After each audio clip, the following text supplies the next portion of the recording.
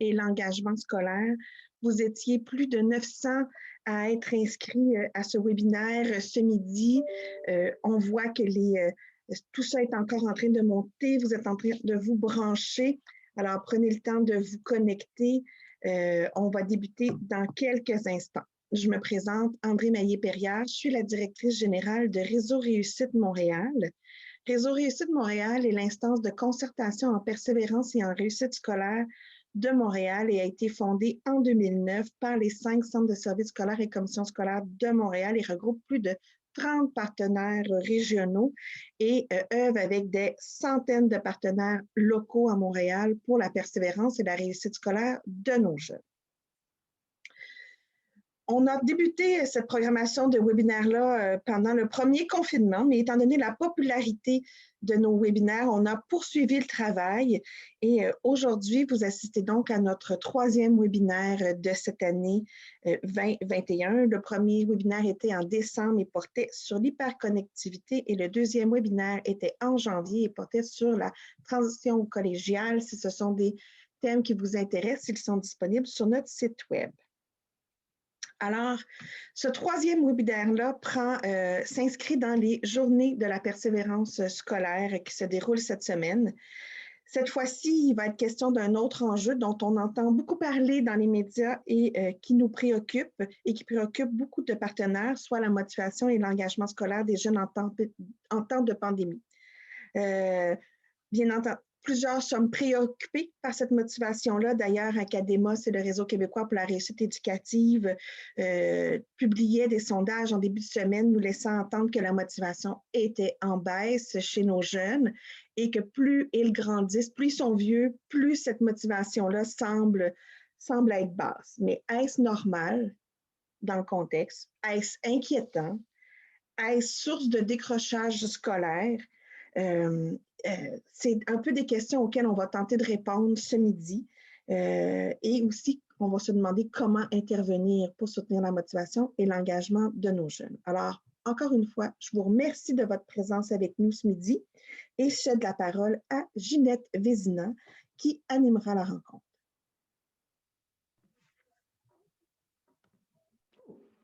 Bonjour, merci beaucoup André pour ce mot de bienvenue. Merci beaucoup d'être là avec nous ce midi. Alors, effectivement, mon nom est Ginette Vézina, je suis la directrice du développement et des liaisons à Réseau Réussite Montréal. Merci beaucoup d'être avec nous. On voit que ça monte tranquillement, pas vite. Je crois qu'effectivement, ce n'est pas seulement Réseau Réussite Montréal, ses membres, ses partenaires qui sont inquiets pour nos jeunes. Vous étiez nombreux à lever la main pour dire qu'on voulait être nourris sur ce sujet-là. Alors, effectivement, pour être nourris aujourd'hui, nous avons rassemblé 3 spécialistes, 3 experts avec nous. Vous allez avoir le bonheur d'écouter tout à l'heure. Donc, je vous les présente. Je vais vous les représenter tout à l'heure de façon plus détaillée. Mais nous avons la présence de Frédéric Gay, qui est titulaire de la chaire de recherche du Canada en motivation, persévérance et réussite scolaire du département des fondements et pratiques en éducation du pavillon des sciences de l'éducation de l'Université Laval. Merci beaucoup, Frédéric, d'avoir accepté notre invitation. Plaisir. Également, M. Denis Leclerc. Effectivement, c'est une bonne idée. Merci beaucoup, Denis, d'ouvrir ta caméra. Denis Leclerc, président de l'Ordre des psychoéducateurs et des psychoéducatrices du Québec. Merci beaucoup d'avoir accepté l'invitation. Merci de l'invitation. Et aussi Mélanie Marcelet, directrice du regroupement des organismes communautaires québécois de lutte au décrochage, le ROCLD. Merci beaucoup, Mélanie, aussi d'avoir accepté notre invitation. Merci, Ginette. Alors, juste avant de commencer, on tenait à vous mentionner que lors de votre inscription au webinaire, plusieurs d'entre vous avaient nommé vos préoccupations, vos questionnements. Tout ça a été envoyé à nos 3 experts pour essayer de mettre de la lumière dans leur présentation. Toutefois, vous étiez nombreux avec beaucoup de préoccupations et quelques-unes d'entre elles étaient reliées à des webinaires du passé. Donc, André en a fait mention, entre autres, l'hyperconnectivité, nos jeunes au collégial, les transitions scolaires. Donc, ce sont tous des thèmes qui ont été déjà abordés. Et cet après-midi, toutes les personnes inscrites au webinaire de ce midi recevront un courriel avec les présentations de nos 3 experts, l'hyperlien pour aller revoir ce webinaire sur la motivation et l'engagement scolaire. Et également, vous allez recevoir un hyperlien des autres webinaires sur des sujets qui vous préoccupaient. Alors, espérons que tout ça soit utile pour vous. Maintenant, je regarde mes notes, donc pour être sûr de tout dire, on est en mode webinaire, donc bien entendu, les caméras sont fermées, on ne peut pas vous voir. Les micros sont fermés, vous ne pouvez pas interagir avec nous directement. Mais on avait le goût un peu de prendre le pouls, de voir un peu vos perceptions par rapport à la motivation et l'engagement des jeunes. Alors, j'inviterai à la technique Nancy Germain de nous présenter un petit sondage qui est loin d'être scientifique, mais on a le goût de voir un peu votre perception. Alors, en général, est-ce que les jeunes autour de vous, que ce soit au niveau dans votre vie personnelle ou professionnelle, est-ce que ces jeunes autour de vous semblent motivés dans leur étude actuellement? Alors oui, ils sont très motivés, sont assez motivés, sont un peu motivés ou pas du tout motivés. On vous invite à y répondre tout de suite. Donc, bien sûr, les panélistes, vous ne pouvez pas répondre. Donc, prenez le temps de répondre et Nancy, quand tu auras les résultats, tu pourras nous les partager.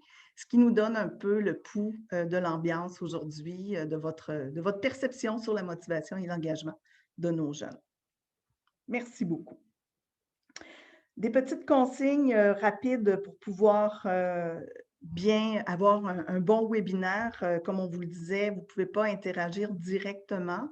On vous demande de ne pas lever la main. Là. Il y a peut-être la consigne lever la main, mais à la quantité de personnes. Ah! On a les résultats. Allons-y. Donc, c'est intéressant. La majorité d'entre vous disent que les jeunes autour de vous sont un peu motivés. Donc, à 61%. Assez motivé, 28 pas du tout un 10 et très motivé, un petit 1 Alors, ça donne un peu le pouls de votre perception aujourd'hui. Ça donne le pouls pour nos experts aussi de voir dans quel mood vous êtes. C'est très, très français, mais bon. Voilà, merci. Alors, je disais tout à l'heure que vous ne pourrez pas lever la main pour interagir directement avec les panélistes. Toutefois, on vous invite à utiliser les commandes qui sont en bas de votre écran. Entre autres, vous avez la discussion, le chat pour ceux qui connaissent bien. Donc, la discussion est uniquement pour créer un échange entre vous, avoir une conversation parallèle, répondre, un peu donner vos impressions. Si vous avez aussi des références, des trucs intéressants à partager aux gens, ben c'est sûr que c'est l'endroit pour adresser aux autres membres du groupe, aux personnes qui sont inscrites au webinaire. La commande questions-réponses tout au bas à votre gauche, Q et R. Donc, vous pouvez adresser vos questions aux panélistes directement dans cette commande-là. Il y a Sylvia Labonté qui va prendre le temps, de lire vos questions et par la suite de pouvoir prendre quelques questions et les ramener à nos experts. Bien entendu, la quantité de personnes dont vous êtes, je ne sais pas si on va avoir le temps de tout lire les questions et de répondre à toutes vos questions, mais soyez sans crainte qu'on va bien entendu faire en sorte d'avoir le plus de questions possible à partager. Alors, pour chacune des présentations, je ne sais pas si c'est moi, mais je vois encore les questions, les résultats du sondage. Peut-être, je ne sais pas si on peut les enlever, Nancy, ou c'est peut-être juste mon écran. Alors, voilà, tout ce que vous allez inscrire dans questions, réponses et discussions seront vus de tous, bien entendu. C'est public. Et voilà, je pense que j'ai tout dit. Je vais maintenant passer la parole à M. Frédéric Gay. Je vais le présenter en lisant mon texte. Alors, depuis 1998, M. Frédéric Gay est professeur à la Faculté des sciences de l'éducation de l'Université Laval. Il est également titulaire de la chaire de recherche du Canada de niveau 1 en motivation, persévérance et réussite scolaire. Il est aussi l'auteur de plus de 115 articles scientifiques, chapitres de livres et livres, et il a présenté plus de 200 communications scientifiques dans le Congrès nationaux et internationaux, portant majoritairement sur la motivation scolaire des élèves et des étudiants. Alors voilà, 15 minutes pour vous, M. Gay. On vous laisse la parole. Alors, merci infiniment. On va commencer dans un premier temps toujours par le fameux partage d'écran. J'y arrive. Alors, OK. Voilà, désolé, il y a des petites actions à faire. Ah, nous y sommes. Alors, merci infiniment à Réseau Réussite Montréal de m'inviter à donner cette conférence-là. Vous savez, c'est toujours un privilège pour un professeur d'université de pouvoir s'adresser à un large public et je suis bien heureux aujourd'hui de pouvoir le faire. Alors, on va commencer tout d'abord par une petite définition de ce que c'est la motivation. Alors, quand on parle de motivation, on parle d'une énergie psychologique qu'on a à l'intérieur de nous qui est déployée vers l'atteinte d'un but. Donc, ce n'est pas une motivation qui est générale comme ça, c'est qu'on veut atteindre quelque chose. Par exemple, dans le cas d'un élève, il veut pouvoir finaliser un devoir, finaliser une équation de mathématiques, rendre un travail. Le but est assez explicite, puis ça lui permet de diriger son comportement, donc son énergie psychologique vis-à-vis d'un but. J'aimerais commencer par vous donner un petit exemple d'un comportement que moi je qualifie d'autrement motivé. Vous savez, je vais dans une réunion de famille, je rencontre quelqu'un qui me dit je suis électricien et je travaille pour une compagnie et mon objectif, c'était de maîtriser le code du bâtiment en électricité. Donc, le code du bâtiment en électricité, le document fait exactement 806 pages. Mais le problème de cette personne-là, c'est qu'elle est dyslexique, elle a un niveau de dyslexie assez élevé, qui fait en sorte que la lecture, c'est difficile pour elle. Alors, la personne m'explique que pour lire le code du bâtiment, elle a dû souligner avec son doigt chacun des mots, s'assurer qu'elle décodait bien le mot, et par la suite faire sens de ce qu'elle disait. Ça lui a pris des heures et des heures à lire l'ensemble du code du bâtiment. Chose qui est encore plus intéressante, c'est qu'aujourd'hui, cette personne-là qui est électricien, le gars, il se fait questionner par des ingénieurs sur le code du bâtiment. Il se rappelle de tout par cœur. C'est fantastique. Je me suis dit, quel bel exemple de motivation. Mais on doit s'assurer dans un premier temps à savoir quelle est la forme de cette motivation-là. Et dans son cas, dans la littérature scientifique, on remarque qu'il y a deux formes de motivation. Il y en a une qui est autodéterminée, c'est-à-dire qu'on fait un comportement, une activité parce qu'on la trouve plaisante ou encore parce qu'on la valorise, qu'on la trouve importante.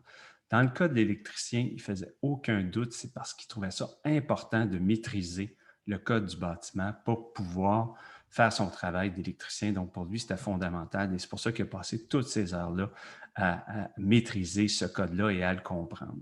En revanche, il y a une autre forme de motivation qui est une motivation qu'on dit contrôlée. À ce moment-là, qu'est-ce qu'on cherche à faire quand on a une motivation contrôlée? On va émettre un comportement, par exemple, vouloir faire des devoirs, vouloir passer son cours de mathématiques pour obtenir une récompense, faire plaisir à quelqu'un d'autre ou encore pour diminuer une pression qu'on a à l'intérieur de nous, que ce soit de se sentir coupable de décevoir quelqu'un, d'avoir honte. Donc, c'est des motivations qui nous poussent à agir.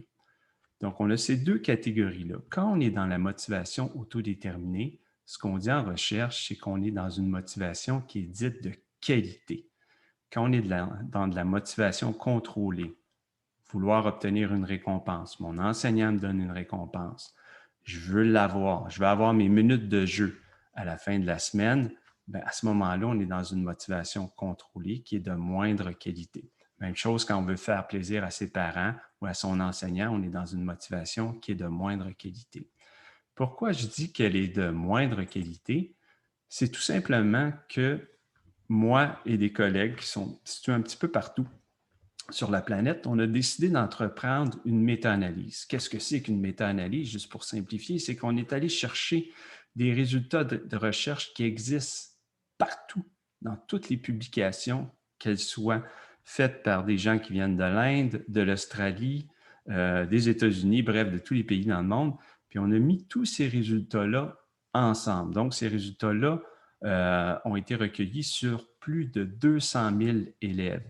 Et on arrive à la conclusion que les élèves qui ont une motivation autodéterminée ont de meilleures notes, ont plus de vitalité, c'est-à-dire une plus belle énergie psychologique, sont sont vivants, là, puis ils ont cette énergie-là. Ils sont plus persévérants. Ils ont une meilleure santé mentale. Et Dieu seul sait qu'en pandémie, l'un des problèmes auxquels on a fait face, c'est la santé mentale de nos jeunes qui était affectée. Donc, plus d'anxiété, plus de dépression. Quand la motivation est plus autodéterminée, on réussit à maintenir un plus bel équilibre mental, donc de ne pas avoir des symptômes de dépression ni d'anxiété. Aussi, les gens qui ont une motivation autodéterminée vont faire des activités scolaires dans le but de les maîtriser. Non pas de performer, d'avoir des meilleures notes que les autres élèves de la classe, mais vraiment de maîtriser le contenu d'apprentissage, que ce soit en français, en mathématiques ou dans d'autres disciplines scolaires.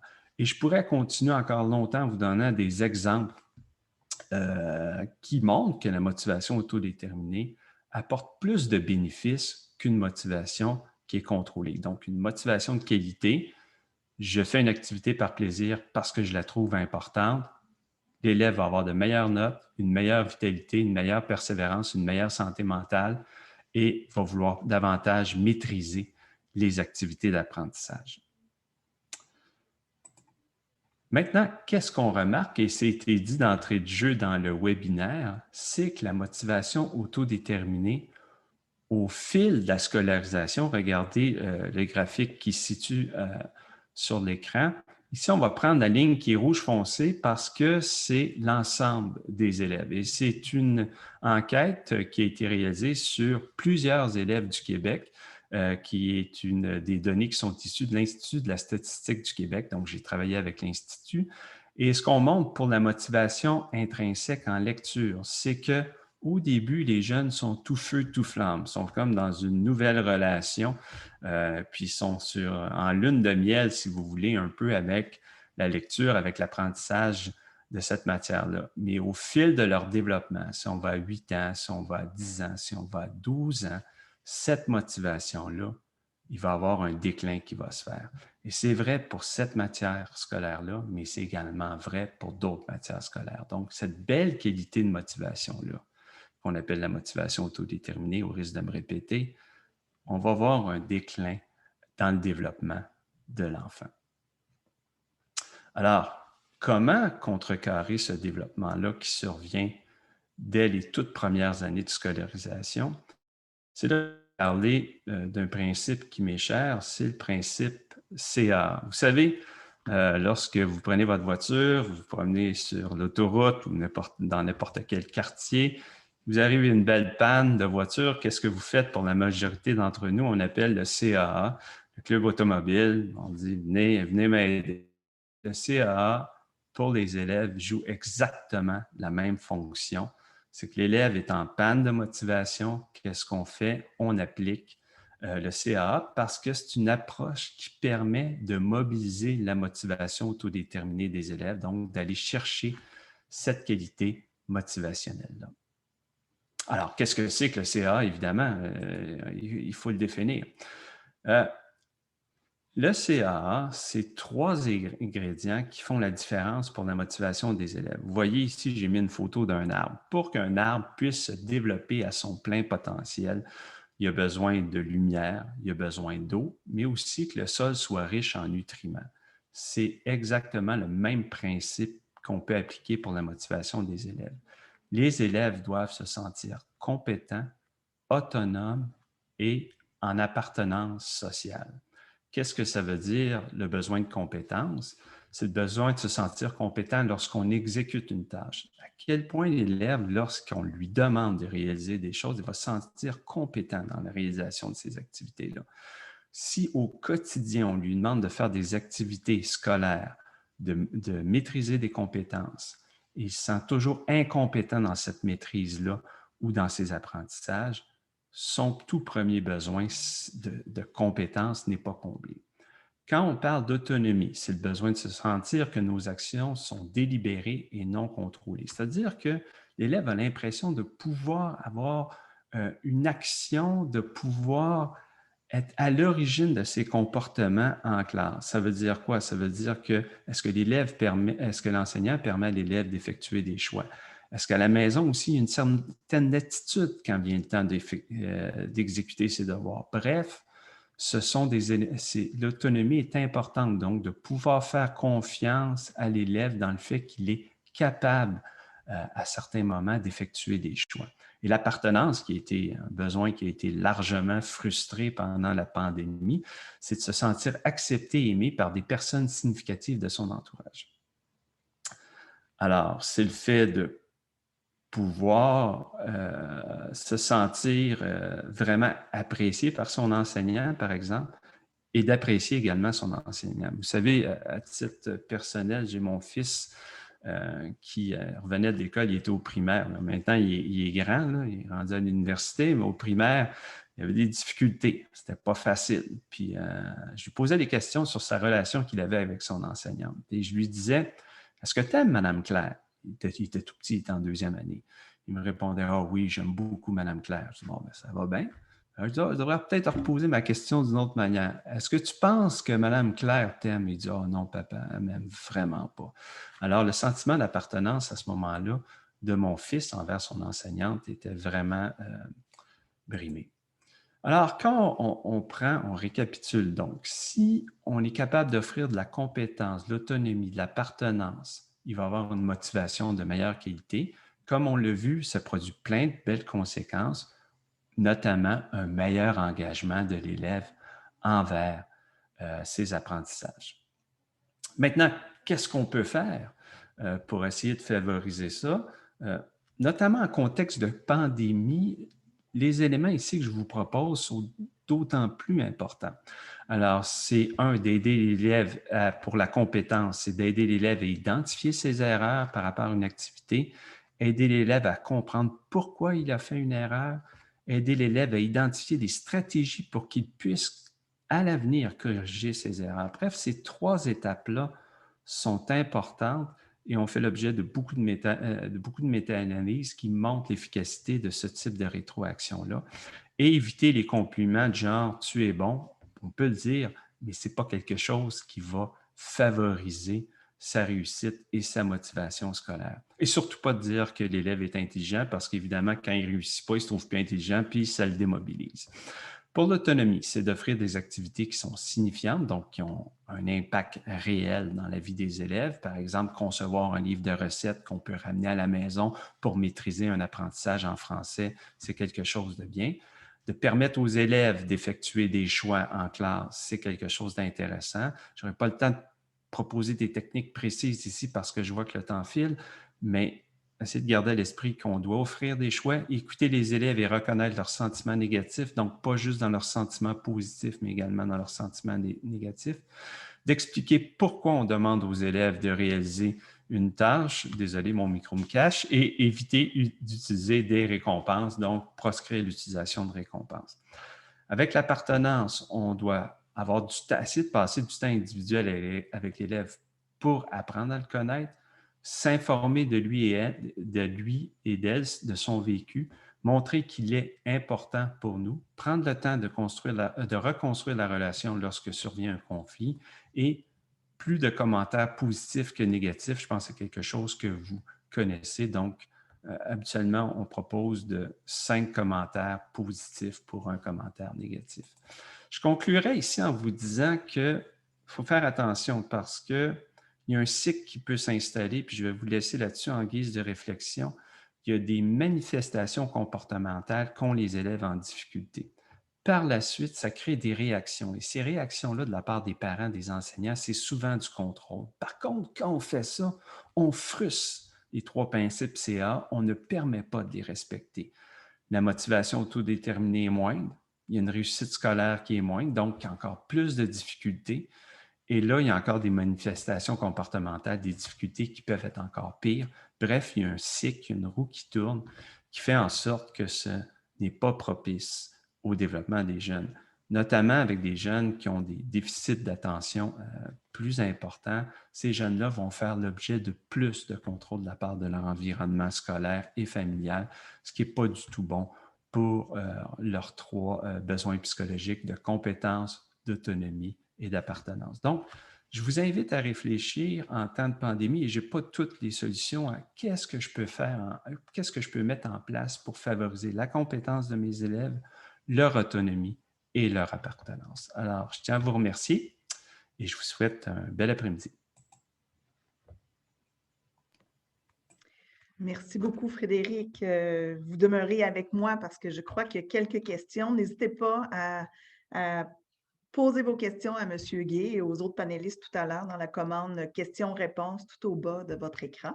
Alors, très, très éclairant, je pense que ça répond beaucoup à quelques questions, du moins. Est-ce que Sylvia, et je m'excuse Sylvia, je t'ai débaptisée tout à l'heure, c'est Oui, Sylvia la bonté. Loranger et non cute. La Bonté. Petite pensée à Sylvie La Bonté. Alors, Bonjour tout le monde. Oui, on a déjà des questions et puis il y en a deux qui se recoupent un peu. Donc, une question qui revient, c'est pourquoi éviter les récompenses? Et donc, pourquoi devrions-nous les éviter et qu'est-ce qu'on pourrait privilégier à la place des récompenses? Bon, merci. Alors, c'est une question qui m'est souvent posée. Vous savez, la récompense, ce qu'elle fait, c'est que l'élève a l'impression d'être distrait de ce pourquoi il étudie. On n'étudie plus pour maîtriser du contenu, mais on étudie pour obtenir une récompense. Alors, moi, ce qu'on a fait, c'est qu'on a fait des recherches dans le secteur pour essayer d'évaluer l'effet de ces récompenses-là. Bien évidemment, à court terme, elles fonctionnent. Le problème, c'est à long terme, là où elles ne sont plus efficaces. Et en plus, c'est un bel élément pour tuer la motivation intrinsèque. Vous savez, je donne toujours comme anecdote l'anecdote suivante. Il y a un parrain qui est arrivé à Noël pour offrir des livres à son neveu. Son neveu a déballé les livres, il était tout content. Il a dit « Ah, wow, des livres, super! Hey, combien tu vas me donner pour chaque chapitre que je lis dans le livre? » Le parrain est complètement désarçonné. Il dit « Qu'est-ce que c'est ça, cette affaire-là, de donner de l'argent pour chacun des... Je veux que tu lises par plaisir, parce que c'est le fun, parce que tu vas apprendre des choses. » Ah, il dit non, c'est parce qu'à l'école, on reçoit de quoi, hein? Puis moi, quand je lis, c'est pour avoir quelque chose. Alors, vous voyez que ça peut susciter un engagement, mais c'est un engagement qui n'est pas de bonne qualité parce qu'il vient brimer un des trois principes du CAA, qui est l'autonomie. On contrôle l'élève avec des récompenses et les élèves habituellement réagissent moins bien à ce type de récompense-là.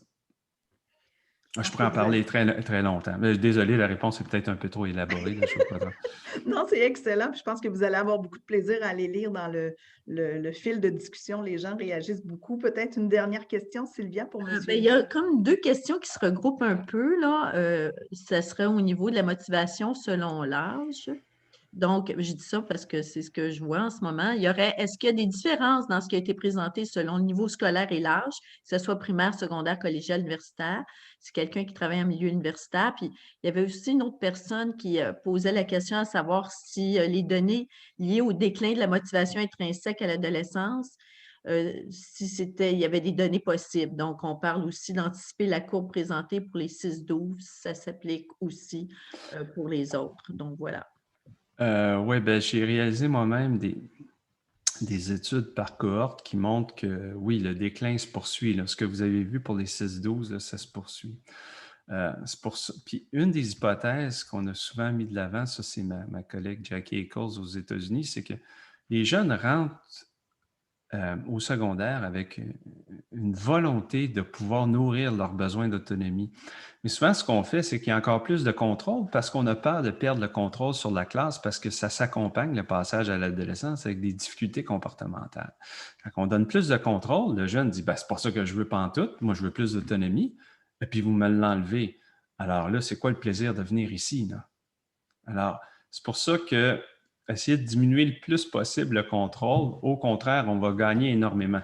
Mais je comprends que diminuer le contrôle, ça génère des inquiétudes chez les gens, bien évidemment, parce qu'il faut apprendre à faire confiance à l'élève. Puis des fois, ben, cette confiance-là peut être ébranlée. Ce n'est pas une dynamique qui est nécessairement facile.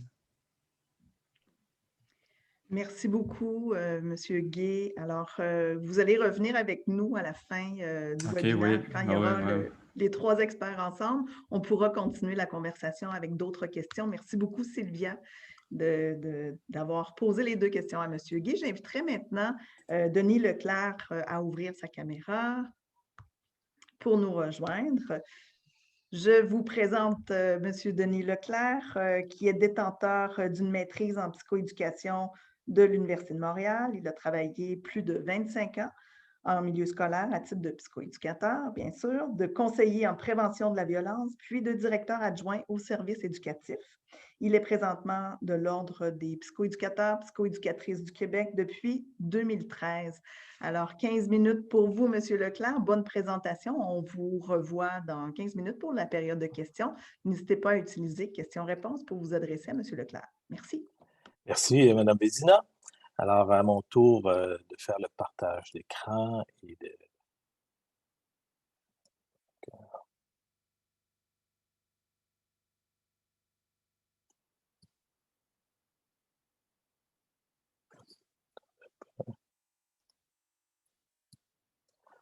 Bon, alors écoutez, ça me fait plaisir d'être auprès de vous aujourd'hui, bien que c'est un peu particulier de ne pas voir les nombreux participants derrière mon écran. Alors, merci beaucoup, Monsieur Gay. C'était une mise en contexte excessivement intéressante et ça va faire peut-être le lien avec certains des éléments que je vais aborder. Donc, la motivation et l'engagement scolaire des jeunes en période de pandémie. M. Gay a bien établi que la motivation amène éventuellement un meilleur engagement et c'est un des éléments que je vais essayer de développer également. Alors, la motivation est directement en lien avec la réussite éducative et la persévérance scolaire. Plusieurs chercheurs l'ont démontré, M. Gay l'a évoqué également. Et la motivation, elle est reliée à une multitude de facteurs qu'on peut établir un petit peu ici, mais donc la motivation, ça se construit avec les autres, tout le monde a un rôle à jouer. Et c'est un peu ce que je vais essayer de développer aujourd'hui, non pas autant les éléments plus théoriques de la motivation, mais peut-être plus terre à terre et la contribution et l'implication que les gens peuvent avoir. Donc, ça peut toucher autant les enseignants, la direction d'école, donc les acteurs de l'école, les intervenants de l'école, les parents et parmi les intervenants également, on peut également penser aux intervenants de la communauté, les organismes communautaires notamment, et Mme Mélanie Marcelet, dans la troisième présentation, l'évoquera certainement. La mission de l'école, la fameuse mission de l'école, généralement, on pense beaucoup que l'école est là pour les apprentissages et c'est évidemment un élément central, il ne faut pas le nier, évidemment.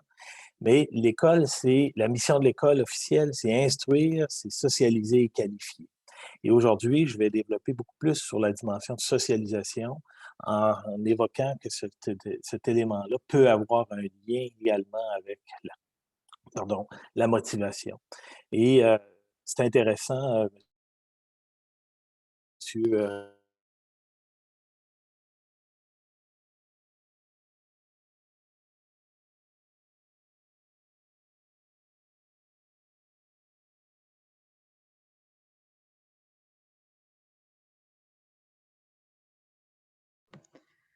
Je crois que nous avons un petit souci technique avec M. Leclerc.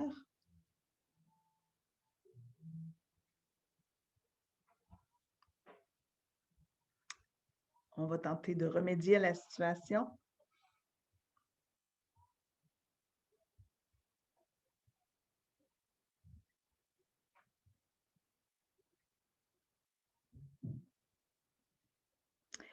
OK. J'imagine que les gens me voient ou m'entendent. On va voir si M. Leclerc... bonjour, M. Leclerc. Non, hein, je m'en excuse. Ma connexion est instable tout à coup. Alors, j'espère que ce sera la seule et dernière fois. Je m'en excuse. Non, mais c'est des choses qui arrivent. Hein? C'est les joies du virtuel. Donc, vous étiez à l'école Instruire, Qualifier, Socialiser. On vous redonne la parole. Merci. Donc, OK. Donc, je m'excuse. Évidemment, ça distrait vous, mais soyez certain que ça me distrait également. Je m'en excuse à nouveau. Donc, la mission de socialisation de l'école, elle ne peut se résumer à mettre les élèves en contact. Donc, ce n'est pas simplement le fait de dire que les élèves, puisqu'ils sont tous ensemble sur la cour d'école, bon, ben, ils vont socialiser. Et donc, la mission de la socialisation, elle est suffisante. Et elle ne doit pas non plus se limiter au travail auprès des élèves qui ont des problèmes de socialisation. Comme psychoéducateur, évidemment, c'est un des mandats que souvent les collègues et moi-même avons eu. Mais c'est beaucoup plus que ça. La socialisation, ça se travaille, c'est une mission de l'école et elle a une incidence directe sur la motivation des élèves. Je pense que votre partage d'écran, M. Leclerc, a cessé avec votre problème. Donc, est-ce que vous êtes à l'aise de remettre votre présentation? Oui, donc je devrais sortir. C'est des choses qui arrivent, hein? Faites-vous-en pas. C'est bon. Excusez-moi. Je vais...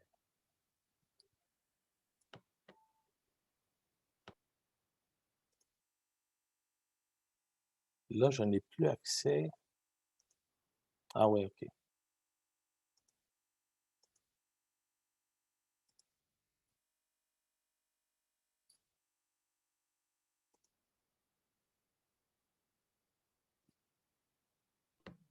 C'est parfait. On le voit bien.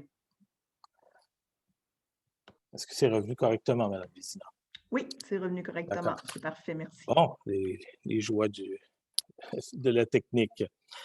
Alors, quand on parle donc de socialisation, vous savez, la socialisation, c'est un équilibre également qui peut être précaire quand on parle de socialisation et d'apprentissage. Et actuellement, on est souvent dans l'accent actuellement, puis on parle entre autres de risques de difficultés d'apprentissage pour certains élèves ou de retard académique pour certains élèves. Donc, ce que je veux mettre de l'avant, c'est l'importance de trouver un équilibre entre ces éléments-là de socialisation et la pression qu'on peut avoir, puis que tous avons, les parents, les enseignants, les directions et les élèves eux-mêmes, sur l'apprentissage. Donc, cet élément-là, cet équilibre-là a un lien directement avec la motivation à l'école éventuellement.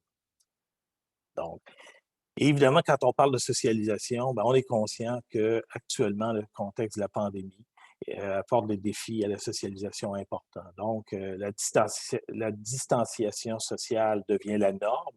C'est évidemment propice à améliorer la socialisation. Je pense entre autres à des adolescents. C'est pas toujours simple, ni à vivre, ni à gérer pour les adultes autour. Les élèves doivent s'adapter constamment, respecter les règles, ne pas voir leurs amis, gérer leur horaire en présentiel. Les enseignants doivent constamment revoir leurs modalités pour transmettre les apprentissages et animer leur groupe, évidemment. La direction d'école qui est accaparée par l'ensemble des exigences, notamment reliées à l'urgence sanitaire et qui rend le déploiement de leur leadership académique et d'une animation d'un climat d'école difficile, et l'ensemble des autres intervenants, dont les professionnels et autres, qui doivent accompagner différemment les élèves et les équipes écoles face à ces nouveaux défis. Donc, favoriser une communication positive et une socialisation bienveillante, ça se fait comment? Quand je vous disais tout à l'heure que ça se travaille, évidemment, il y a une foule de modalités. Et beaucoup de ces éléments-là sont connus, sont mis de l'avant par les enseignants. Je me permets quand même de les identifier ou d'identifier les principaux avec peut-être certaines idées, certains moyens très concrets. Vous savez, le premier élément, puis M. Guy en parlait dans la relation que son fils avait eue avec son enseignant. Donc, cet élément-là de relation, renforcer l'interaction élève-enseignant, c'est un élément fondamental. Il ne faut jamais le banaliser. Je sais que les enseignants le comprennent, mais je renforce cet élément-là. Donc, la collaboration, la qualité de la relation égale une meilleure motivation. Monsieur Guy parlait de la motivation autodéterminée, puis c'est tout à fait le cas. La relation, dans le fond, doit s'établir avec l'élève individu en plus de l'élève apprenant. Donc, beaucoup d'actions, beaucoup d'éléments se font de ce côté-là. M. Guy parlait de s'intéresser, entre autres, à ce qu'est l'élève. C'est effectivement ce que je mets de l'avant tout à fait de la même manière. L'interaction entre élèves et enseignants, c'est une chose. Le climat de classe, de façon générale, est également un autre élément. Donc, des rituels joyeux pour compenser les nombreux désagréments associés à la pandémie. Donc, des jeux, des défis entre classes, entre autres, tout ça pour travailler sur le sentiment d'appartenance à la classe. Donc, à la limite, je pense aux groupes maintenant qui sont axés sur les classes bulles. Bien, il y a aussi des éléments intéressants. La classe bulle, c'est aussi l'occasion de travailler un meilleur sentiment d'appartenance que des classes qui sont éclatées. Donc, ce climat de classe-là bienveillant, il faut essayer de le travailler le plus, de l'encourager et de le stimuler le plus possible. Un climat agréable susceptible d'augmenter la motivation des élèves est souvent plus efficace pour améliorer les résultats que la multiplication des récupérations.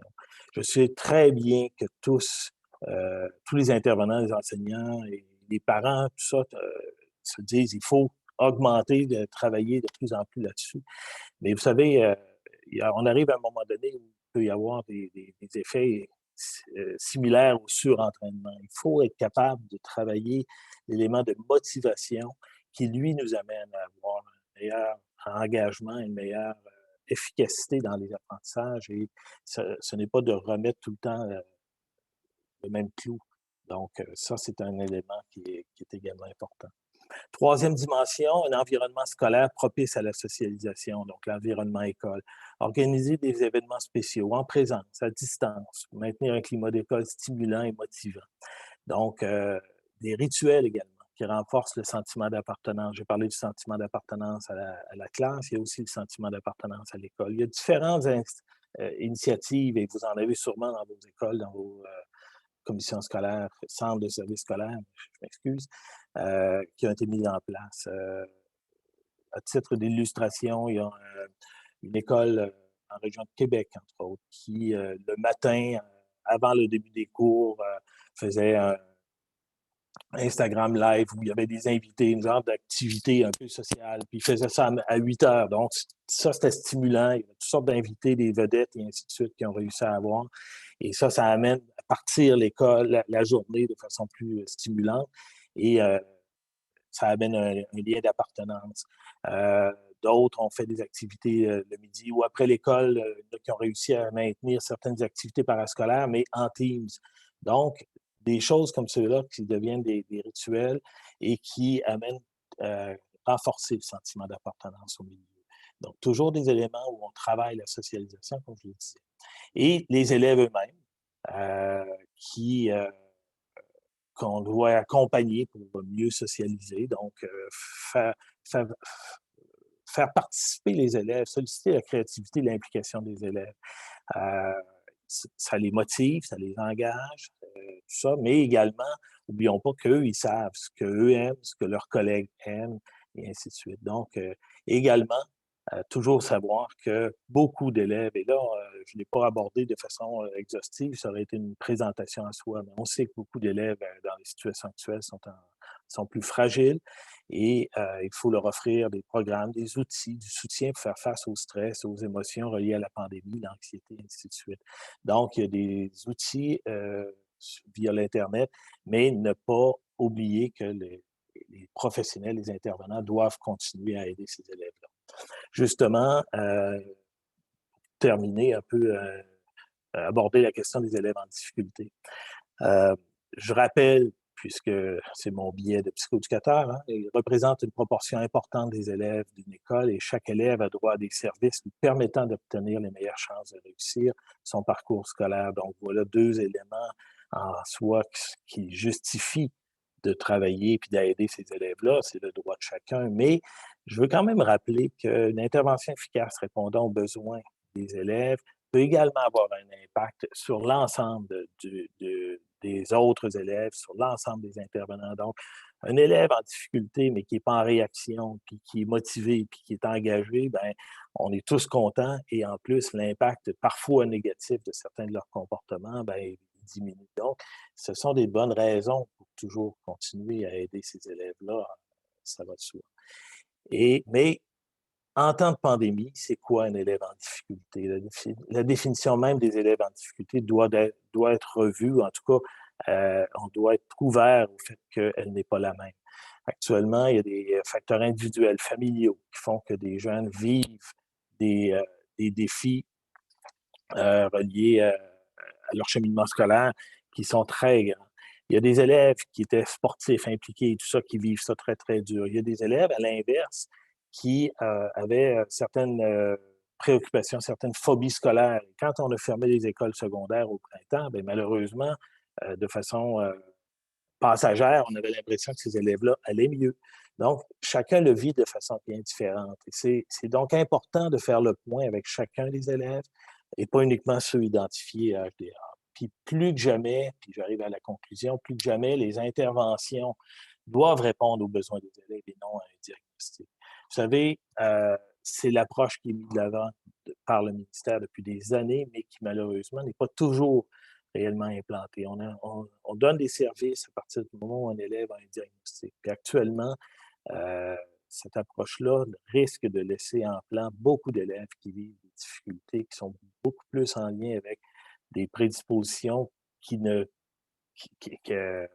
les amènent à avoir un choc dans leur vie en lien avec la pandémie, mais habituellement, dans un contexte régulier, ces mêmes élèves-là ne vivent pas les mêmes problématiques. Et par où commencer? Ben, écoutez, je vais terminer avec cette citation d'un élève qui m'a été rapporté par une psychoéducatrice. Quand tu vas bien, je vais bien. Et c'était intéressant de savoir que un élève lui-même avait ce message-là à donner, à l'effet que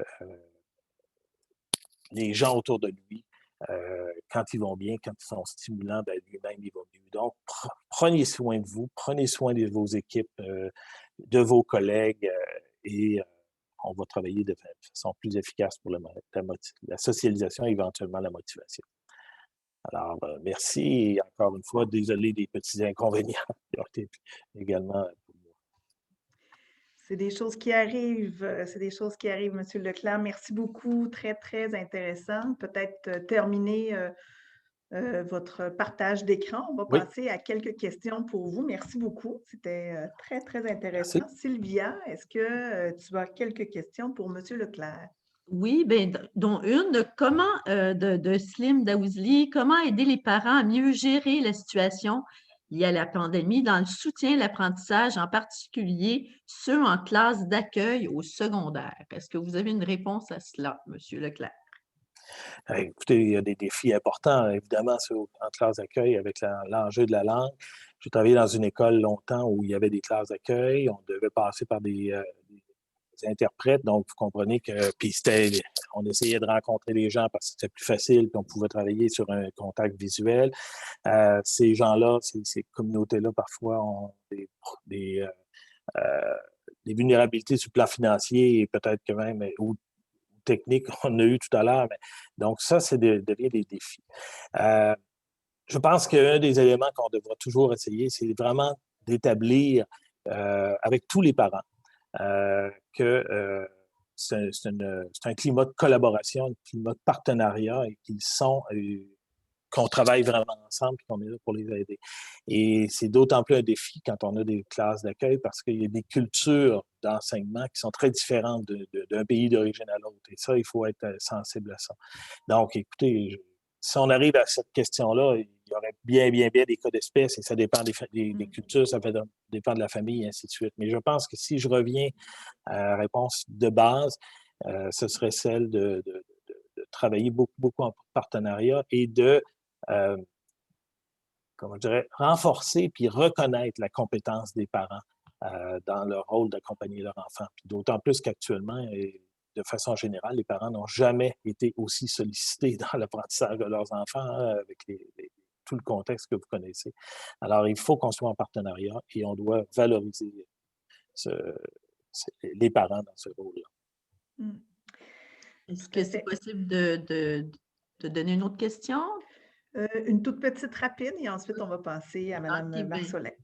C'est que c'est quelqu'un qui travaille au niveau du primaire et elle voit souvent des tableaux de comportement. Puis elle voudrait éviter ce tableau de comportement-là et aborder un tableau de motivation sans mettre le doigt sur les élèves.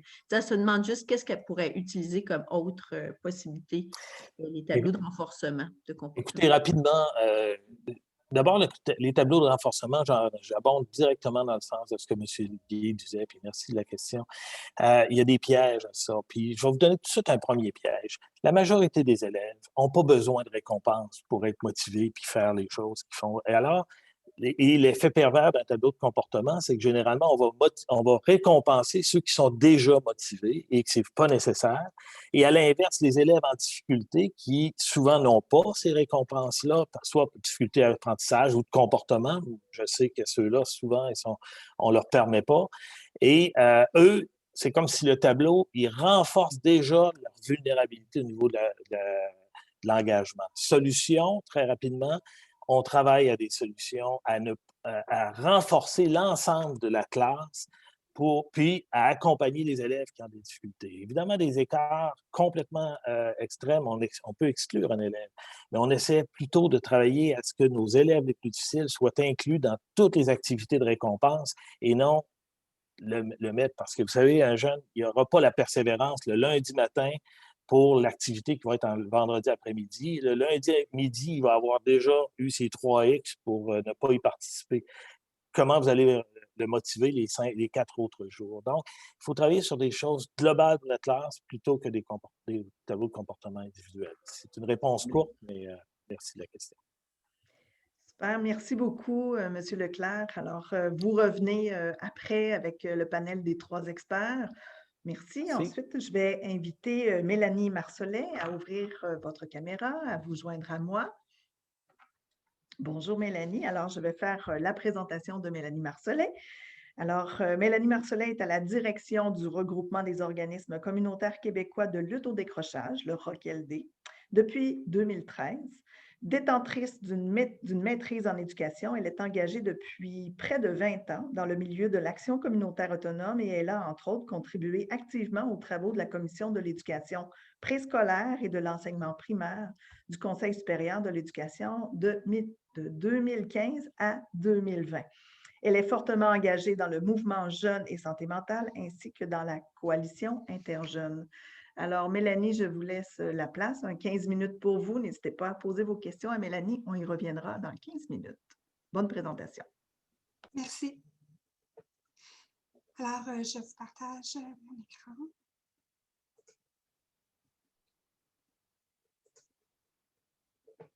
Voilà, alors merci de m'accueillir. Bonjour à tout le monde. Bonne journée de la persévérance à tout le milieu scolaire, au milieu communautaire, aux parents, aux jeunes. Ça me fait plaisir aujourd'hui d'être là pour parler avec vous de la motivation en temps de pandémie. On le voit, il y a certainement du sable dans l'engrenage, mais il y a beaucoup de possibles et c'est ça le plus important, de garder les possibles ouverts dans une société et au niveau de la jeunesse surtout. Ce qui définit beaucoup un des éléments fondamentaux au niveau de la jeunesse, au niveau des préoccupations ou de la capacité à se projeter, c'est vraiment la dimension des possibles. Il faut surtout éviter de fermer les possibles au niveau des jeunes. Alors, des possibles, il y en a. Alors, je vais commencer par mettre la table où est-ce qu'on loge, où est-ce qu'on se situe, de quoi on parle. Comme on vous le disait, je suis à la direction du ROCLD. Je vais vous parler des organismes communautaires de décrochage, mais il faut savoir qu'au Québec, il y a plus de 4000 groupes et il y en a beaucoup qui interviennent au niveau de la jeunesse. À la fin du PowerPoint qui vous est présenté, mais qui va être aussi disponible en ligne, vous avez des ressources que je ne vais pas vous présenter ici de façon exhaustive, mais sachez que vous les avez avec des hyperliens dans le PowerPoint qui va être disponible. Alors, les organismes communautaires, spécifiquement au niveau de la lutte au décrochage, il y en a 59 actuellement. La grande majorité sont reconnus et financés, soutenus financièrement par le ministère de l'Éducation. C'est plus de 900 employés, 2300 bénévoles, 8000 enfants, des jeunes en difficulté qu'on accompagne quotidiennement chaque année, des parents aussi qu'on rejoint, des parents engagés, plus de 300 écoles partenaires dans 14 régions du Québec. Les organismes communautaires, on intervient auprès des jeunes de 6 à 24 ans. Pour la motivation scolaire, c'est sûr qu'on fait partie de la solution. On travaille avec ces jeunes-là, on les connaît bien, on connaît la communauté. On a une capacité de mobiliser aussi la communauté, les forces vives alentour de nous pour venir nous prêter main forte. On travaille dans un continuum. On va au niveau du primaire, on parle de la prévention. Pour les jeunes qui sont à risque ou en situation de décrochage, on les soutient, on les accompagne, on les garde en projet. C'est ça le plus important. Sinon, quand le jeune est plus loin, on parle de décrochage scolaire, mais parfois de décrochage social. Alors, à ce moment-là, on va travailler beaucoup à remettre le jeune en projet. Projet de retour à l'école, projet de retour, de remise en action. C'est pas toujours évident. Vous savez, une spirale descendante, c'est pas facile à remonter. On intervient dans et hors les murs de l'école, avec des horaires très flexibles, très variés, avec des moyens aussi très variés, que ce soit en présentiel ou que ce soit virtuellement maintenant ou téléphonique. Bon. On intervient aussi dans le milieu de vie de l'organisme lui-même, puis dans les familles. Au niveau de la motivation scolaire, ce que je souhaitais vous apporter aujourd'hui, c'est l'importance de faire un zoom out au-delà de l'élève. La motivation, on l'a vu là, par les deux personnes avant moi qui en ont parlé, bien, il y a des dimensions qui appartiennent à l'élève, mais quand on parle de tout l'environnement, de la perception que l'élève a sur le contrôle, malgré tous les efforts qu'il fait, malgré tout son engagement, qu'est-ce qui se passe si l'environnement est plutôt hostile à la réussite éducative? Vous allez voir le PowerPoint, je vous le dis d'avance, il est assez chargé. Je l'ai fait, on ne va pas tout le lire, je l'ai fait de façon à ce que vous ayez un outil après ça. Alors, vous m'excuserez, ce n'est pas, c'est beaucoup d'éléments, on va les survoler ensemble. Zoom out sur la motivation scolaire. Au début de la pandémie, il faut dire que ça nous a pris par surprise. Personne n'était prêt, ni le gouvernement, ni les écoles. Il y a beaucoup d'élèves, la grande majorité, ça a été documenté par le milieu de la recherche, ils ont eu un sentiment d'avoir été abandonnés. Que même si tu veux réussir, ben, s'il n'y a plus rien qui fonctionne, si tu n'es même plus en lien avec tes enseignants, tes enseignantes, avec ton école, ben, tu n'as tout simplement pas accès à la possibilité de réussir à l'école. Et ce n'est pas anodin, parce que ces jeunes-là qui se sont sentis abandonnés voyaient à côté d'eux d'autres jeunes qu'à l'école, ça continuait à rouler. Alors, on voit là l'importance de s'assurer de l'égalité en éducation, parce que c'est très démotivant de se sentir amputé à ce niveau-là quand ça relève d'une responsabilité au niveau des réseaux, du réseau scolaire. Ça s'est amélioré certainement, et loin de moi ici de jeter la pierre au milieu scolaire, mais plutôt de faire un appel au gouvernement de suffisamment financer et soutenir le réseau des écoles publiques pour qu'il puisse lui-même soutenir adéquatement ces jeunes comme il souhaiterait le faire. La fracture numérique, bien évidemment, si tu n'as pas d'accès, bien, tu n'as pas accès à l'instruction publique, tu n'as pas d'accès à l'école. C'était des éléments importants et des éléments où est-ce qu'il y a des mesures qui ont été prises et on en est fort content. Il y a quelque chose qui persiste toutefois. Les jeunes sont traités comme des sujets en ce moment, plus que jamais. C'est régulier, c'est comme ça, on le voit beaucoup dans le communautaire. On travaille, on parle des jeunes, que ce soit dans les sphères, quand on prend des décisions au niveau de la santé mentale, au niveau du scolaire, au niveau de la réussite éducative, on parle toujours des jeunes. Je suis très contente, ça a été dit précédemment aussi dans les présentations de façon différente. Quand on parlait par exemple des récompenses, bien, ça réfère à ça. Le jeune, pour lui, c'est pas tant une récompense, c'est faire du sens. Qu'est-ce qui fait du sens pour le jeune? Qu'est-ce qu'il veut faire de cette réussite-là? Qu'est-ce qu'il veut faire collectivement et individuellement? En ce moment, les messages, c'est des messages plutôt négatifs, des messages que je nous invite socialement à corriger. Les jeunes propagateurs du virus, on entendait ça avant, OK? Les jeunes, il y a toujours des jeunes en ce moment qui ne peuvent pas aller à l'école dans des lieux de socialisation fort importants. Les jeunes en échec, vraiment.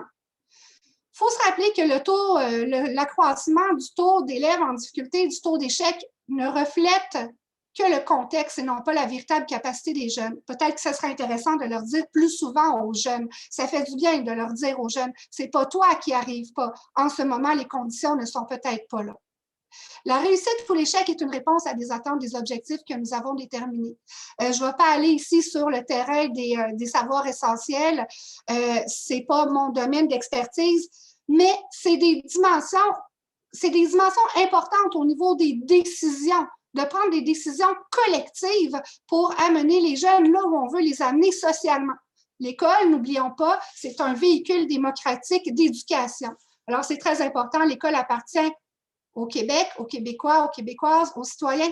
Elle appartient aux jeunes aussi. Cette éducation-là, qu'est-ce qu'on veut en faire? Les jeunes, ils vont sortir de là académiquement. Est-ce qu'ils vont être solides? Peut-être que oui, peut-être moins. Mais socialement, au niveau du savoir-être, de la socialisation, bien, je veux dire, on ne peut pas faire l'économie de ça. On l'a vu, on se préoccupe beaucoup de la santé mentale. En ce moment, il y a une augmentation, une précipitation qui s'est accrue dans les cliniques privées. Qui dit privé dit tous les gens n'ont pas nécessairement accès.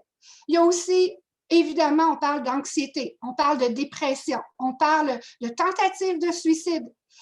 Bien, c'est des choses que ça ne se règle pas juste avec une pilule ou avec une intervention médicale. Il y a un environnement sur lequel il faut agir et je nous invite fortement à y réfléchir à place de prendre des raccourcis.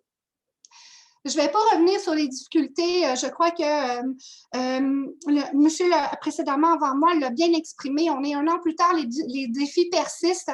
Qu'est-ce qu'il faut retenir? C'est que la pandémie, de par sa nature, se répand rapidement et affecte beaucoup de monde. Ses conséquences sont plus vastes que notre capacité d'intervention individuelle. Capacité d'intervention en tant qu'individu, capacité d'intervention à recevoir les jeunes 1 à 1. On ne peut pas, le système de santé, il est débordé, on le voit. C'est dit, c'est quantifié. Mais n'oublions pas que tous les jeunes qui vont mal ou qui sont en difficulté, ou les enseignants, enseignantes, les parents qui vivent des choses, les familles, on ne peut pas traiter les cas individuellement, un par un. C'est l'ensemble de la société qui est affectée et les jeunes aussi. Pour ça, il faut nous ramener, nous déplacer, nous ramener vers des ancrages, des pistes de solutions pour soutenir la motivation des jeunes. Les solutions qui vont être des mesures collectives. Toujours, ben, pour nous, c'est important que la réussite scolaire ici, ben, ça s'adresse à tout le monde. Une réussite éducative qui est juste, égalitaire, inclusive. Qu'on ne laisse pas la moitié de la population, de la jeunesse québécoise, de côté. Pour ça, il faut agir sur les causes. On l'a vu, il y a des mesures financières qui ont été prises au niveau... excusez-moi, j'ai un chat qui m'apparaît. Bon, je ne sais pas si Ginette souhaitait me parler. Agir sur les causes, on l'a vu, pour contrer pour différentes mesures financières, il y a eu des mesures gouvernementales qui ont été mises en place. Ce n'est peut-être pas des mesures qui peuvent rester là longtemps, la PCU ou toutes ces choses-là, mais on le voit, quand on veut agir sur les causes, dont la défavorisation, qui est un des principaux facteurs de décrochage scolaire des jeunes, que c'est reconnu unanimement par le milieu de la recherche, bien, il y a des possibilités, il y a des moyens qu'on peut faire. Alors, mettre en place des solutions collectives, agir en prévention, travailler en collaboration, qui peut aider alentour de toi quand tu es un enseignant, une enseignante à l'école. Et ne pas oublier que le milieu scolaire a énormément, le milieu du communautaire a énormément de ressources. Quand tu appelles une personne en milieu communautaire, mais c'est tout son réseau qu'elle met en contribution. Faire des choix de société, il va falloir se l'adresser et que socialement, on ne vote pas, ce n'est pas que de voter aux 4 ans. Il faut exiger de notre gouvernement qu'il fasse des choix responsables pour les jeunes et socialement, prendre ça à bras le corps puis de prioriser le bien-être des jeunes à la performance scolaire ou académique. Comme vous le savez, la motivation, tout comme la réussite scolaire, l'école ne peut pas y arriver à elle seule. Ce n'est pas que l'école n'est pas bonne, n'est pas compétente, n'a pas tous les moyens. C'est qu'il y a des choses que ça va au-delà du mandat et des compétences de l'école. L'école n'est pas de l'autre côté de la clôture de sa cour d'école, n'est pas de l'autre côté du trottoir. Alors, les pistes de solutions, on a nommé, il y en a qui s'en viennent. Ce qu'il faut savoir, c'est que les jeunes, il faut qu'ils prennent part à ça. Les jeunes sont capables d'exprimer leurs besoins. C'est sûr que c'est difficile en ce moment si le jeune est à la maison et à côté de lui, il y a son parent, il y a ses parents et que les problèmes se passent dans la maison. Fait qu'il faut avoir ça aussi en tête. Alors, il faut trouver des espaces originaux pour rejoindre les jeunes. Il faut en parler aux jeunes, alors donner la parole aux jeunes. Il faut convier les jeunes à un projet collectif qui est plus grand que soi. C'est très motivant et stimulant pour un jeune. Les jeunes motivés à quoi? Motivés pour quelle réussite? En ce moment, les messages, on ne va pas faire l'autruche, ça va devenir de plus en plus difficile d'avoir des messages positifs aux jeunes si on est en train de voir que, Les apprentissages n'y sont pas pour les résultats scolaires qui étaient escomptés.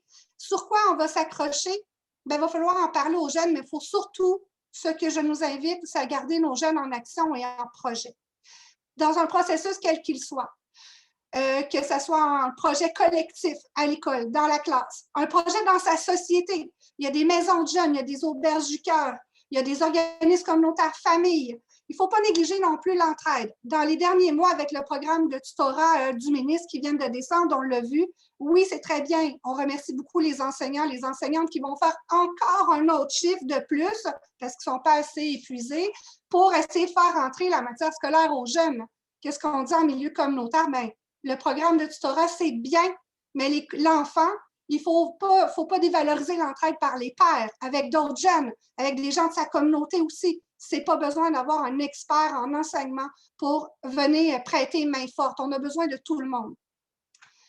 Alors, les prochaines slides, c'est des slides de qu'est-ce qu'on fait dans le milieu communautaire. C'est des choses que vous connaissez certainement déjà. On soutient les jeunes quotidiennement depuis plus de 20, 30, 40 ans. On a une approche globale. Ce n'est pas seulement l'élève, surtout pas juste l'élève. C'est l'enfant, sa fratrie, le jeune. Offrir une réponse adaptée, ça veut dire qu'au-delà de nos mandats, merci Ginette, il me reste 1 minute, au-delà de nos mandats, de soutien et d'accompagnement scolaire, on est capable d'aller dans les différentes sphères de la réussite éducative du jeune, mais dans son milieu familial, dans la rue, qu'est-ce qui se passe, qu'est-ce qui se vit. Alors, il y a énormément d'éléments, toutes sortes d'activités qu'on fait. Les impacts sont nombreux, dont la motivation scolaire, la remise en action, les comportements sociaux, on l'a vu, il y a un accroissement de l'anxiété, mais aussi des comportements d'agressivité.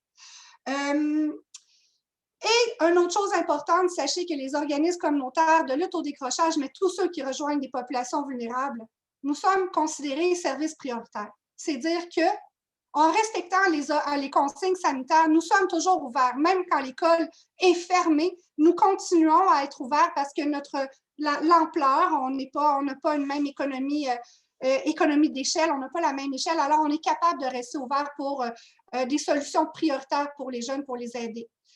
Alors, on a adapté nos services, nos activités. Et je finirai là-dessus en disant, bien, évidemment, tout ça, si l'école ne peut pas y arriver à elle seule, les organismes communautaires, on ne peut pas y arriver à nous seuls non plus. Il faut collaborer. Alors, je vous laisserai le temps de prendre l'information dans les diapos. Sachez, le milieu scolaire, que vous n'êtes pas seul. Il y a 4000 groupes d'action communautaire autonomes, beaucoup au niveau de la jeunesse.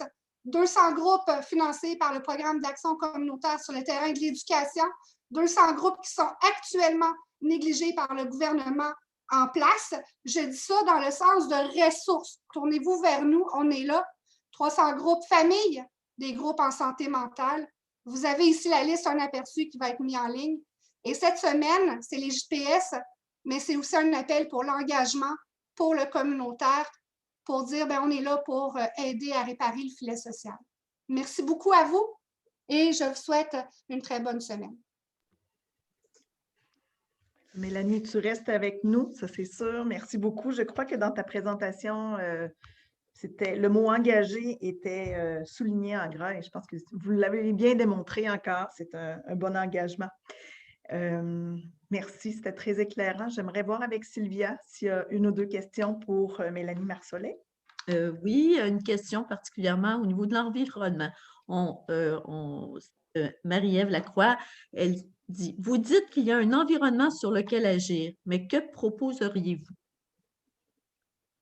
Bien, en ce moment, essentiellement, ce que j'en appelle, c'est vraiment au niveau des messages. L'environnement, je veux dire, il n'y a pas de solution miracle en ce moment. On le voit, là, que ce soit au niveau du gouvernement, des enseignants, des enseignantes, au niveau des organismes communautaires, tout le monde, on travaille à mettre les choses en place. Au niveau de l'environnement, peut-être qu'il faut se décentrer. Au-delà de voir la note finale, le bulletin de juin qu'on attend, puis qu'on ne se le cache pas que c'est avec appréhension, mais il faut agir sur le processus, surtout de garder le jeune en action, mais le temps qu'on prenne des décisions éclairées, et il faut vraiment qu'on les prenne dans une perspective de long terme. Là, hein. On le sait, les conséquences de cette pandémie-là sur l'éducation, sur la jeunesse, ça va se compter en années. Quand on regarde dans la vie d'un enfant ou d'un jeune, là, 1 an, 2 ans, 3 ans, quand tu as 7 ans, tu arrives à 10 ans, tu as encore les conséquences de la pandémie, tu es solidement là, abîmé par le contexte, l'environnement, les décisions qui ont été prises ou qui n'ont pas été prises.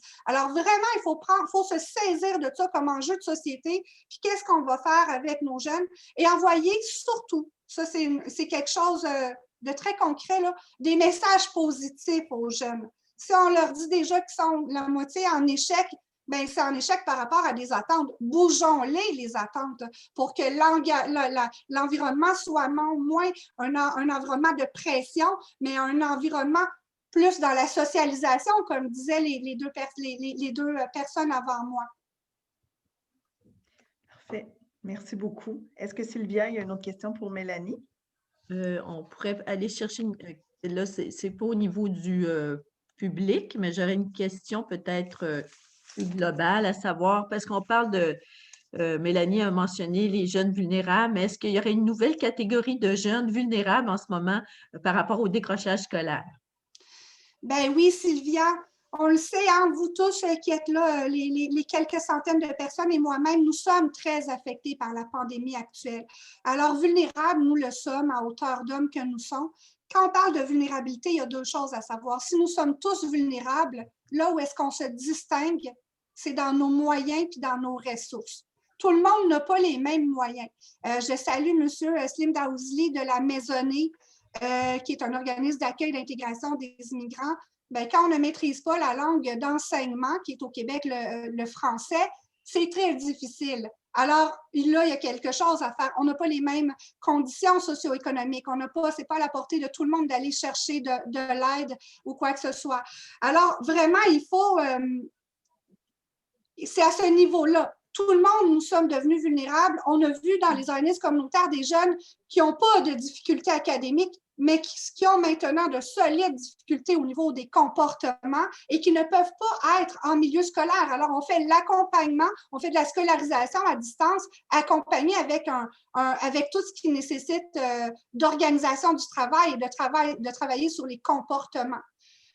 Alors, vraiment, la vulnérabilité, elle est là. Il faut toujours se rappeler accessibilité universelle des moyens et des ressources le plus possible. Merci beaucoup, Mélanie. J'inviterai M. Leclerc et M. Guy à nous rejoindre pour le dernier, peut-être 10-15 minutes. Allons-y avec un 13 minutes d'échange. Si vous avez des questions que vous voulez leur poser, on est toujours là. Je rappelle que toutes les présentations vous seront acheminées aujourd'hui, en fin d'après-midi ou cet après-midi. Donc, tous les gens inscrits au webinaire recevront une infolettre avec les présentations de nos 3 experts. Il y aura aussi le dossier spécial que RRM a élaboré sur la motivation et l'engagement des jeunes. Donc, c'est pour aller pousser un peu plus loin notre compréhension. Et il y aura aussi un hyperlien pour revoir l'enregistrement s'il y a des gens qui nous ont quittés ou qui n'ont pas été capables de venir avec nous aujourd'hui. Donc, il est enregistré, donc vous pourrez le réécouter. Alors, je passerai la parole. Je sais que Maryse, qui était dans le responsable du fil de discussion, avait aussi peut-être 1 ou 2 questions. Maryse, est-ce que tu peux nous partager ta première question? Il y avait une question au moment de la présentation de M. Frédéric Gay, où est-ce que la personne demandait, je vais retrouver le texte exact de la question. Je t'ai peut-être pris au dépourvu, hein? Non, ça va. C'est juste que j'ai noté beaucoup de choses dans mon dossier et là, je vais retourner en haut.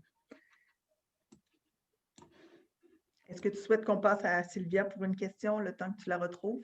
Bien, il y avait quelqu'un qui posait la question, qui faisait le lien entre, par exemple, ça s'adressait à M. Gay, est-ce que le fait, par exemple, d'offrir aux enfants d'âge préscolaire des activités d'éveil à la lecture et à l'écriture, ou est-ce qu'on présente le livre comme un peu comme une récompense, le fait de se faire lire une histoire par son parent, un moment d'amour et tout, comme une récompense, est-ce que est-ce que M.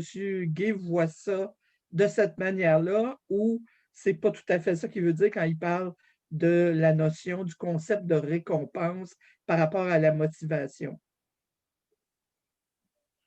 OK. Je vous remercie de me donner l'occasion de préciser ma pensée. C'est sûr que l'évaluation de l'effet des récompenses, les récompenses peuvent être multiples. Les gens peuvent dire, ben, des félicitations, c'est une forme de récompense, tout ça. Donc, il faut demeurer, quand on parle de récompenses qui sont nuisibles, c'est celles qui ont pour objectif premier de contrôler le comportement humain, de l'amener dans une direction. Si, par exemple, je dis à ma fille, « Hey, tu as eu un maudit beau bulletin, viens-t'en, on s'en va chez Saint-Hubert. » Parce qu'elle aime ça, Saint-Hubert. Viens-t'en, on va aller manger chez Saint-Hubert. Est-ce que c'est une récompense qui est nuisible pour sa motivation scolaire? Non, parce qu'elle est inattendue et elle souligne davantage les efforts que ma fille a fait. Je n'ai pas commencé par lui dire « Hey, c'est un beau bulletin, on va aller au Saint-Hubert. » Ce n'est pas dans l'objectif de contrôler son comportement. Donc, votre lunette comme intervenant doit être la suivante. Est-ce que je donne une récompense dans l'objectif de contrôler un comportement? Je pense que Denis, tout à l'heure, nous donnait des exemples sur les fameuses feuilles qui sont utilisées dans le milieu scolaire pour orienter le comportement des élèves. Ça, c'est des récompenses, puis Denis l'a très bien souligné, là, qui sont nuisibles parce que les jeunes qui sont en difficulté, qui ont déficit d'attention, ils ne l'auront pas. Ils ne seront pas capables. Fait qu'ils sont constamment frustrés. Non seulement ils sont frustrés, ils se trouvent incompétents. Fait que c'est d'autant plus souffrant.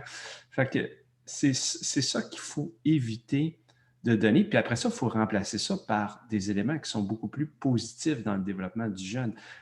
Nous, ce qu'on dit, on donne des formations professionnelles. Écoutez, on a formé plus de 250 enseignants au Québec en fonction du modèle CAA que je vous ai présenté. Donc, c'est une formation professionnelle qu'on donne. On a même sorti un livre sur cette formation professionnelle-là qui est disponible aux éditions Chenelière. Bon, désolé, j'ai fait un peu de publicité, là, mais bon. Alors, il faut remplacer ça par des ingrédients CAA et à ce moment-là, la motivation des jeunes va être beaucoup plus décuplée. Bon, je parlerai encore bien longtemps, là, mais je vais donner la chance aux gens de poser des questions. Je pense que ça a bien répondu à la question que Maryse vous a adressée. Sylvia ou Maryse, est-ce qu'il y a d'autres questions qui n'ont pas été abordées? Oui, j'arrive. Okay. J'ouvre mon micro. Écoute, c'est que j'avais reçu aussi beaucoup de questions lorsque les gens se sont inscrits. Puis il y avait toute la question de l'enseignement en ligne et la motivation, entre autres pour les parents. Donc, comment, là, la question peut être ouverte soit à M. Leclerc, M. Gay ou Mélanie. Donc, comment les parents peuvent aider leurs enfants qui ont des difficultés d'apprentissage par l'enseignement en ligne? Puis c'est ça, c'était vraiment un grand questionnement sur le soutien à la maison, finalement, auprès des parents. Est-ce qu'on peut faire le lien aussi avec les étudiants qui sont au cégep? Ça peut se faire, dans le fond, là, on parle entre autres pour des enfants ou des élèves en difficulté, mais c'est que, dans le fond, comment ça se vit le virtuel à la maison pour des enfants qui auraient des jeunes aussi, oui, ça pourrait s'appliquer, dans le fond, sur tous les niveaux scolaires. Okay. Est-ce qu'un d'entre vous, Mélanie? Mais on l'a vu, hein, le parent ne peut pas suppléer l'enseignant. C'est extrêmement difficile et encore là, tout le monde n'a pas les moyens. Il y a des éléments qui ont été dits par M. Gay et Leclerc, pour ma part, qui me faisaient un écho. C'est au niveau de la relation toujours. Il faut qu'en ce moment, c'est plate, là, on n'est pas dans la performance, mais je vous assure que ça va être plus performant, du moins efficace. Il faut prendre le temps avec le jeune, l'aider à s'organiser. Parce que si on le sait qu'à l'école, c'est difficile de s'organiser dans la tâche d'apprentissage ou d'être prédisposé à apprendre quand on est là physiquement, entre quatre murs dans une classe où est-ce qu'il n'y a pas trop, c'est quand même bien contrôlé. À la maison, c'est pas comme ça, puis virtuellement, c'est pas comme ça. Alors, peu importe l'âge, même on le voit au niveau du cégep, les jeunes en ce moment qui peinent à poursuivre et qui souhaitent décrocher, ceux qui ont commencé en septembre 2020, dans la pandémie, qui n'ont jamais vécu le cégep, ils arrivent avec un handicap au niveau de l'organisation dans la tâche d'apprentissage, la prise de notes, s'organiser et tout ça. Et ça passe beaucoup par le relationnel. Et c'est là aussi la motivation. La motivation des jeunes est beaucoup dans la relation. C'est un propre à la jeunesse d'être en relation. Alors ça, un enseignant, une enseignante qui prend le temps de discuter de ça, c'est peut-être un temps, c'est beaucoup de temps, mais qui n'est pas sur la matière propre, mais qu'après ça, c'est un bon investissement. On me signalait aussi qu'il y avait plusieurs commentaires dans le sujet de discussion, des gens qui étaient préoccupés pour les jeunes qui sont au collège, au cégep, parce qu'effectivement, je pense que Mélanie, tu l'as bien nommé. Est-ce que c'est possible d'appliquer le CAA aux jeunes du collège qui sont 100% virtuels? OK, ben en virtuel, bon, écoutez, c'est sûr que c'est plus difficile parce que vous vous retrouvez dans un contexte, moi, quand je donne des cours en virtuel, je n'ai pas la possibilité, comme dans une classe, d'être proche d'eux, d'essayer de capter leur attention, tout ça, c'est parfois plus difficile.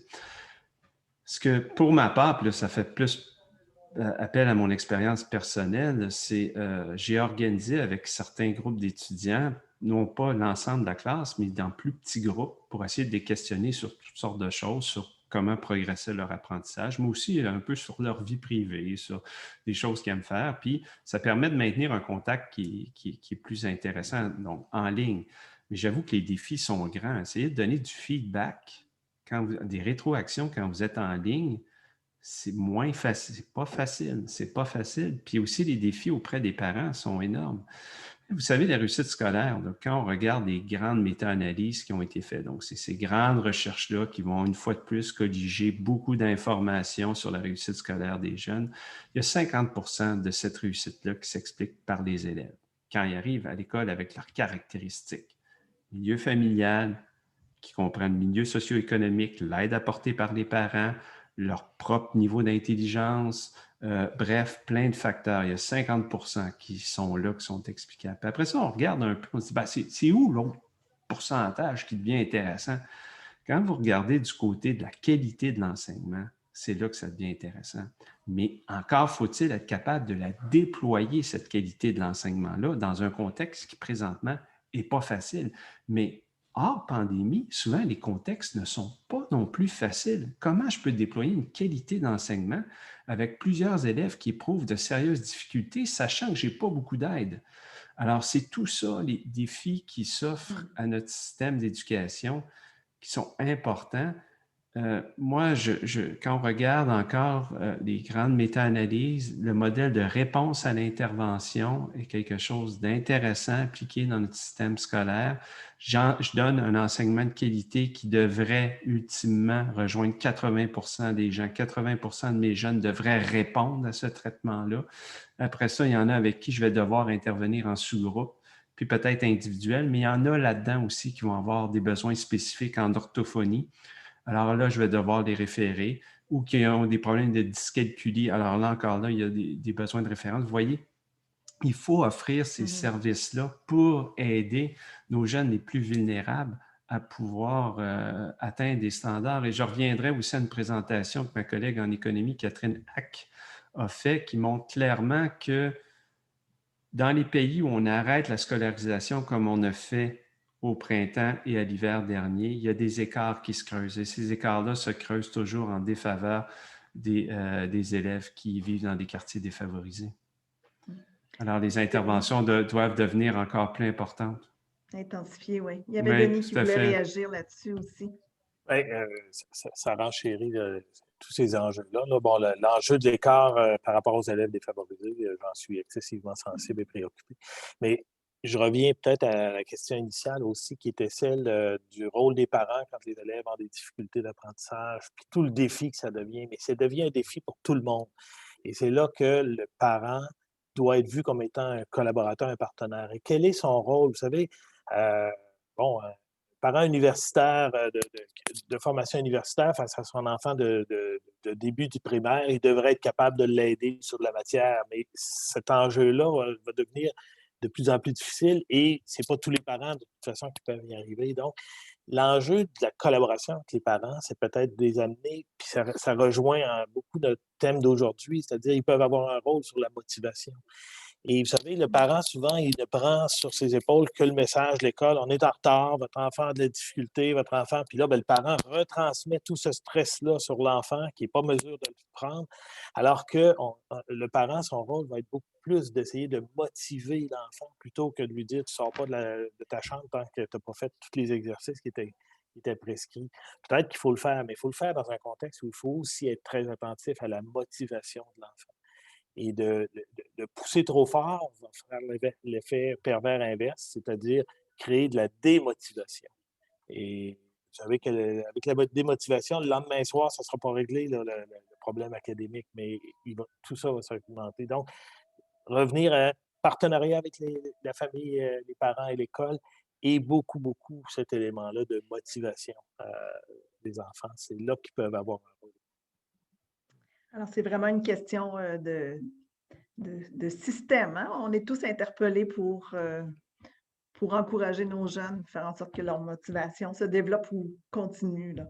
Est-ce qu'il y a une dernière question? Parce qu'il est déjà 1h25, peut-être un petit 2 minutes, une petite question, Sylvia, et ensuite on va terminer le webinaire. Il y en a plusieurs, mais entre autres, il y en a une qui s'adresse, qui pourrait s'adresser à tout le monde aussi, mais par rapport aux difficultés qui sont vécues en ce moment à garder les jeunes motivés, est-ce que ce serait le résultat du fait qu'on n'aurait pas bien pris le temps de développer justement la motivation autodéterminée dans le passé? Donc, c'est toute la question de comment, dans le fond, on a amené les jeunes là, par rapport à ça, à leur confier, dans le fond, leur propre source de motivation.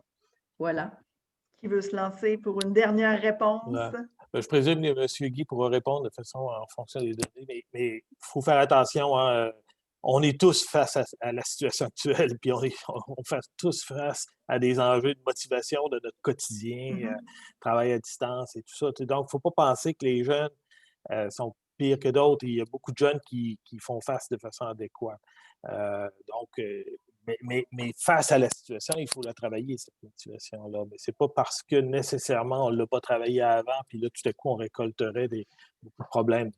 Peut-être certaines situations individuelles, mais de façon générale. Je ne sais pas si M. Guy a un autre regard. Ah ben, je trouve, je ne sais pas qui a posé cette question-là, mais vraiment bonne. Puis je vais vous dire pourquoi. Parce qu'on a fait, il y a fort longtemps, j'ai fait une recherche, puis on regardait. L'affaire qu'on faisait, c'est qu'on disait, on mettait les jeunes dans un contexte qui était favorable au développement de leur motivation autodéterminée. Donc ça, c'est la première affaire qu'on faisait. La deuxième, c'est l'année suivante, on regardait, s'il tombe avec un prof qui est moins bon, qui soutient moins sa motivation, qu'est-ce qui va se passer? Bien, ceux qui étaient autodéterminés étaient résilients, plus résilients. C'est-à-dire qu'on m'a amené à aimer, à trouver l'école importante. Là, j'étais avec un prof qui est un peu plus dans le contrôle, un peu plus dans les récompenses, qui me fait moins confiance. Je suis capable d'être beaucoup plus résilient face à ce prof-là. Est-ce que c'est ça qui aurait pu se passer dans la pandémie? Je trouve que c'est une excellente question, puis je ne l'ai jamais vu de même. Puis si ça ne vous dérange pas, peut-être prendre ça comme question de recherche. C'est ça, un autre sujet de recherche, je crois. C'est maintenant l'heure de terminer le webinaire au nom de toute l'équipe de Réseau Réussite Montréal. Je tiens à vous remercier, à vous tous qui étaient présents, mais particulièrement nos 3 experts, donc Frédéric Guay, Denis Leclerc, Mélanie Marcelet. Ça a été très éclairant, ça a été vraiment très intéressant. Je vous rappelle que tous ceux qui étaient inscrits au webinaire recevront vos présentations, recevront l'hyperlien pour pouvoir réécouter, parce que des fois, on a peut-être manqué des bouts ou on n'a pas pu l'écouter au complet. Et écouter aussi tous les autres webinaires de Réseau Réussite Montréal sur plusieurs thèmes que j'ai présentés un peu plus tôt en entrée. Alors, je vous souhaite une agréable après-midi. Merci encore à tous et on espère que vous avez été satisfaits, que vous avez eu réponse à vos questions. Merci à tous.